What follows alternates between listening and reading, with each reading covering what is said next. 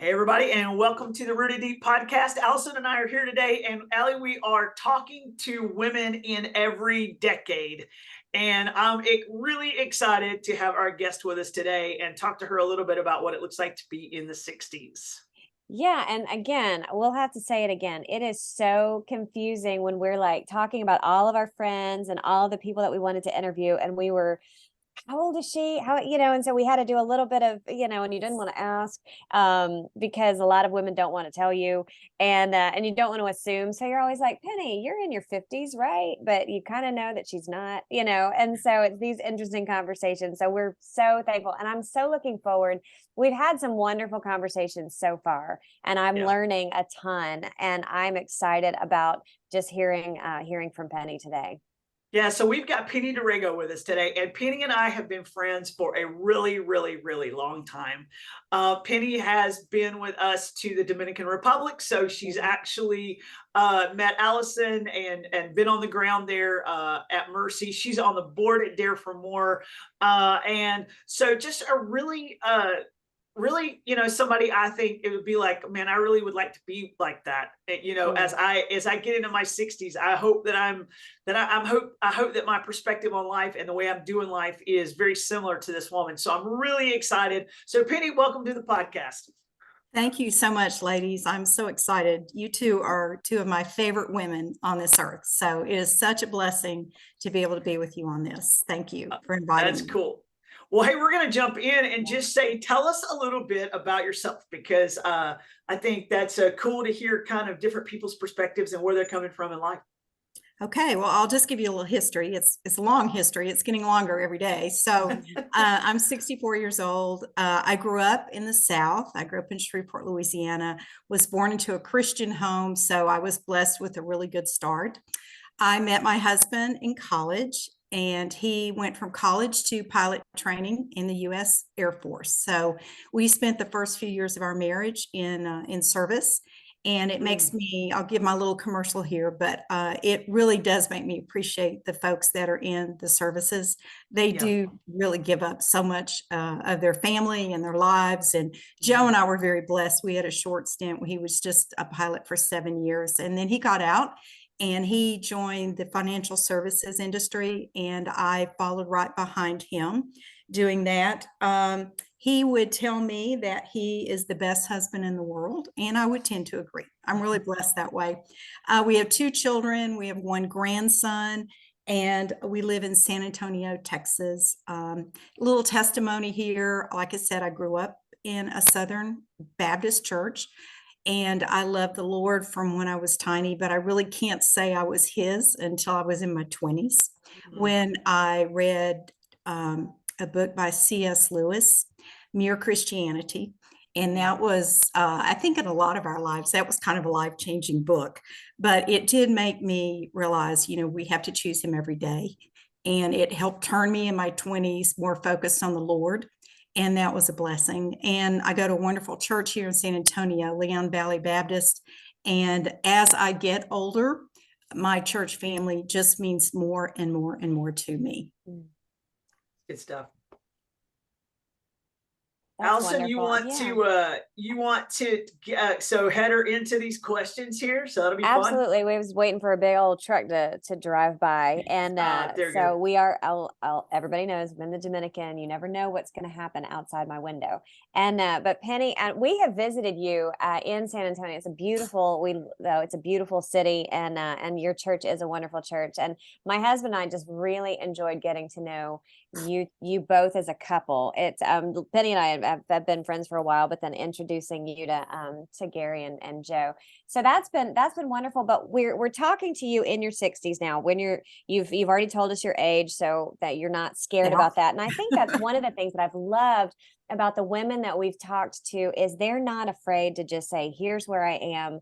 And so now that you're in your 60s, what is something that's been that's different from your last decade? And going into your 60s, and because Reba needs to know, this is This is she needs to coming, know what's Reba. coming, Hey, listen, and so you don't what's know how many different? conversations me and Penny have already had about this.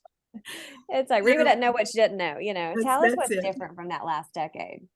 Our life was a little flipped. Joe and I had older parents. So in our 20s and 30s, we were doing the older parents, losing our parents type of life. Then we got into our 40s and decided, oh, children, what a concept. So we decided that we would adopt 2 girls from China. So my 50s were spent with high school drama, cheerleading, volleyball, all of that, which a lot of women do that in their 40s and 30s. So mine was a little flipped. So 50s for me were more reactive in my girls' lives and in our family life. And then when I eased into my 60s, which is where I am now, my girls are grown, they're married, I have a grandson. And so life right now is more intentional. It's not reactional. I actually have time to sit and think, okay, how do I want to respond to this invitation to do this? What do I want my friend group to look like? Those that I'm the very closest to. It's much more internal, if I can say that. And also I'm closer to the Lord, I feel like, because I have time, time to get in the word. You go through your children time and you're just sort of, for those of us who have kids, you're just sort of trying to keep it all in the air. Okay, all the balls in the air. And then you get to the point where they're gone and go, wow, I can breathe. I can talk to God. I can get back to where I want to be with the Lord. So I think that's been the real difference between last decade and this decade for myself. And that That's is really that good. is an interesting perspective, because of an older, if you want to say it that way, an older parent. And so that's fascinating. What is something, so it sounds like you've really shared some positives about coming into this decade. Is there anything that surprised you? I think what surprised me the most coming into this decade was that life doesn't get easier, it just gets different. Okay. You still have crisis, you're living, you're watching your children grow, you're watching them make their lives, you're watching them make mistakes, you're watching them do really great things. You get a little bit of both. It's been kind of hard for me to keep my mouth closed, and they probably don't think I do that very well, but just letting them work it out with the Lord, just letting them work it out. I've realized that people will disappoint you, and that you have to keep your focus on your Lord Jesus Christ and accept people for where they are, for where they're coming from what they've lived through, and not show people a little grace, because somewhere in your life you're going to need a little grace. Yeah. Yeah, that's good. Oh, that's so good. There's just so many things that you just said right there that I'm like, oh my gosh, do we need a pen to write some of these down? These are like, these are Twitter worthy right here. Yeah. But I do think it's just so true. So many of those things that you said, just kind of thinking about what life looks like and with meaning and with an intentionality. So Penny, I know I do know the answer to this one, but do you have friends that are younger than you, friends that are older than you, and how does that kind of shape the conversation and of your life? That's great. Purposely, I have tried to keep young friends. I love young people, and the Lord has given me more of a love for youth than I had probably 10 years ago. I appreciate what young women go through. I appreciate the energy that they have. I appreciate their can-do attitude. Where I get maybe a little bit frustrated with something, someone young will come behind me and go, oh, that's no big deal. Let me show you how to do that. I just love that about youth. And so I think that I have tried to keep young friends. I have a girl at the office that I work with that's in her 20s. This is a great example. And I'm supposed to be her mentor. And what I've realized is she's pouring a lot more into me than I'm pouring into her. And with such grace and love, she'll help me with things. And I just love her attitude and the way that she is going about life, if you will. Older friends, same thing. My best friend is about 10 years older than I am. And in the past year, I've watched her lose her husband. I've watched her go through some health issues. And she has just shown me the right way to do it. Okay, just how do we do this the best way that's going to honor the Lord? Not easy. Losing your husband, I don't care what age you are. It's a hard thing.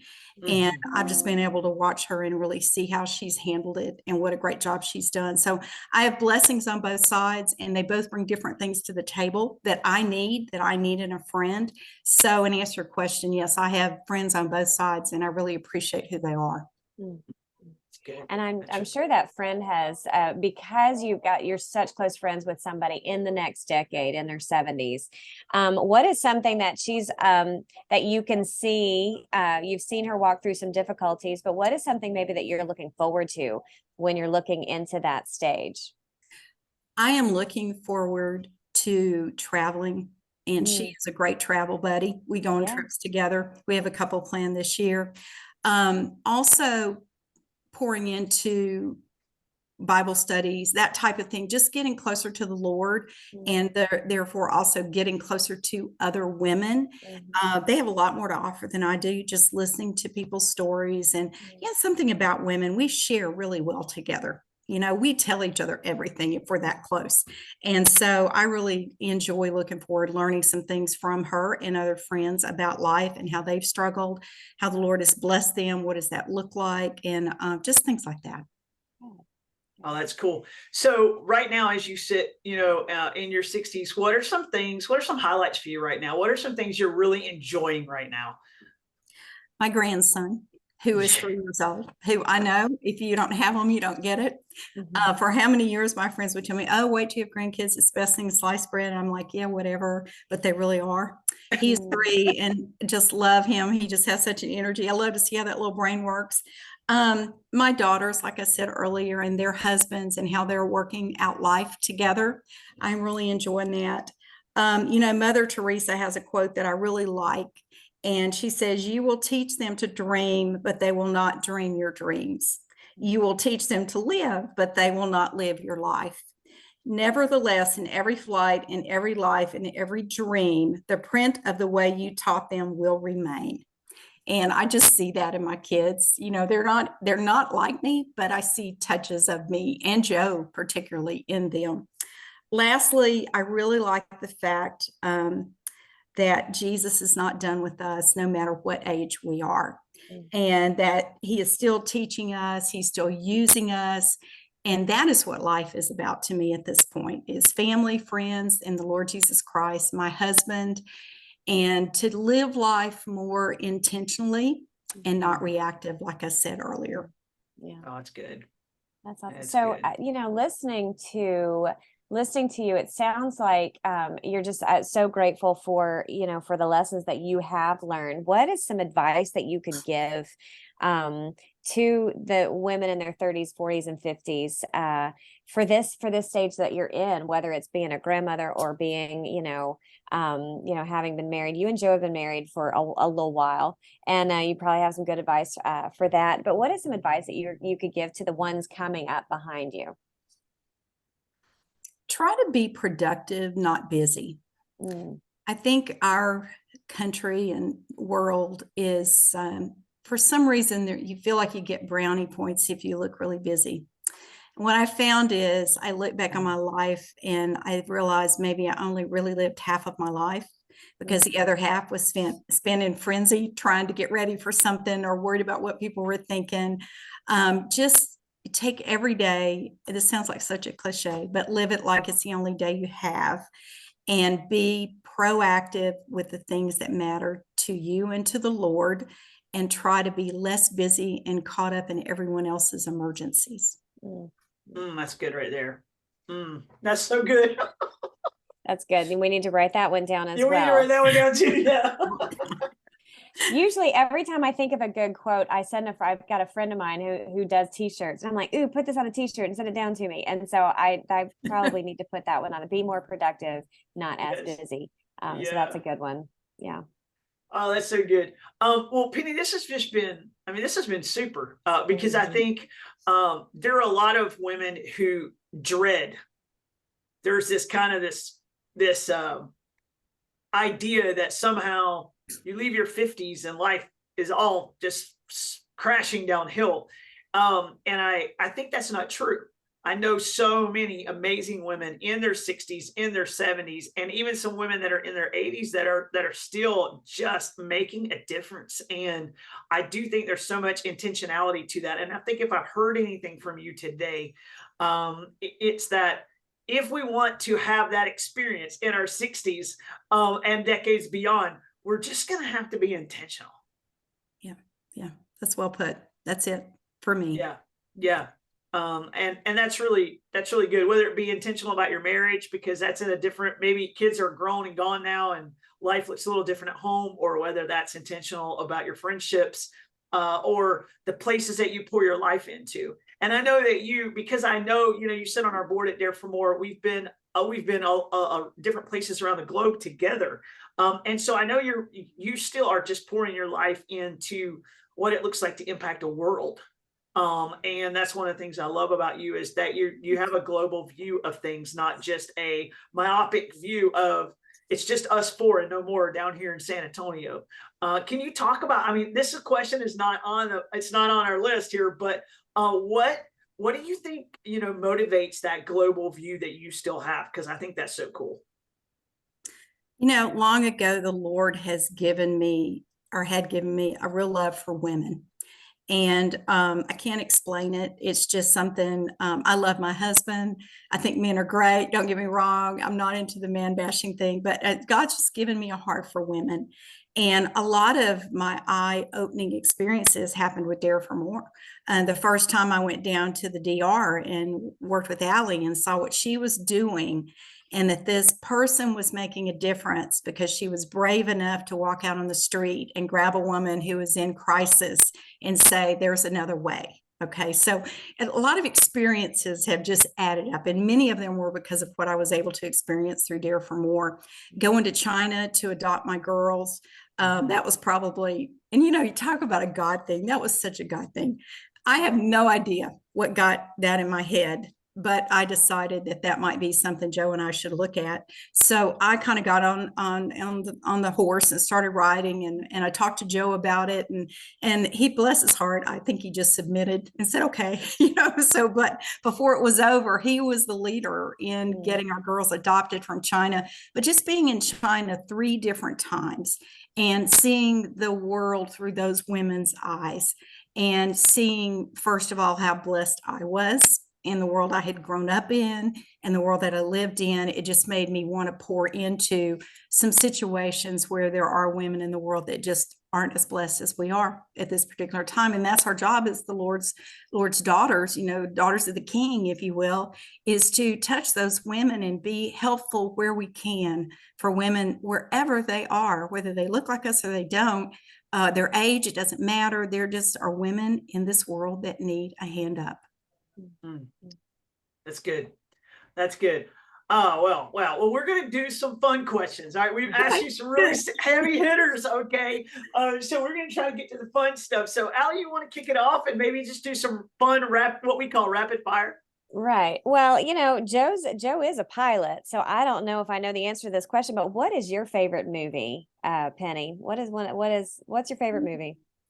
Joe and I have the same favorite movie, and it's going to surprise you what it is. Okay. It's The Red Violin. If you've ever seen The Red Violin, it is a great story about this violin, and it starts in Italy. This man makes this violin as his wife's dying, and goes through old Europe, goes through England, goes through the revolution in China, and it's all the story about all the people who've owned this violin.